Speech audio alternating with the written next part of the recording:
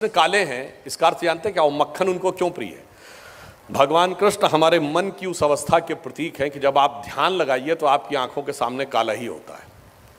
वो कृष्ण वर्ण जो है वो उस गहरे ध्यान की अवस्था जिसका स्वामी जी वर्णन कर रहे थे, मेडिटेशन क्यों आवश्यक, उसका प्रतीक है। तो जब आपका मन जो है वो दूध की तरह है और संसार पानी की तरह है, दूध और पानी मिला देंगे तो सारा दूध पानी में मिलकर व्यर्थ हो जाएगा, परंतु यदि उस दूध को स्थिर कर लिया, मन को स्थिर किया, तो दूध स्थिर होकर क्या बनता? दही। और जब स्थिर होने के बाद उसका मंथन किया, दही को मथा, तो उसमें से क्या निकलता है? मक्खन।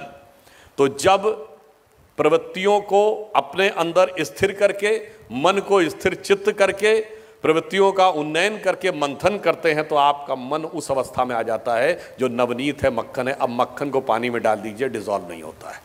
यानी अब आप मन की उस अवस्था में जाकर कर्म करिए तो निष्काम कर्म आप कर सकते हैं। इसीलिए भगवान कृष्ण को, और मैंने आपसे कहा वो हंडिया मिट्टी की क्यों है? क्योंकि वो मिट्टी शरीर का प्रतीक है। और हंडिया तोड़ के क्यों मक्खन खाते हैं? ये जो स्वामी जी ने कहा ना, सब कुछ केवल इंद्रियों के सुखों में ही आप लगे रहते हैं, तो जब आप इस शरीर के सुख की काया के बंधन को तोड़ पाएंगे तब वो वाला मक्खन मिलेगा आपको। इसलिए भगवान कृष्ण और उनका जो ये उपदेश है ये पूरी तरीके से हमें यह स्पष्ट बताता है कि जीवन में किस प्रकार से हम निष्काम कर्म को समझ सकते हैं, अंतर से भी और विराट से भी।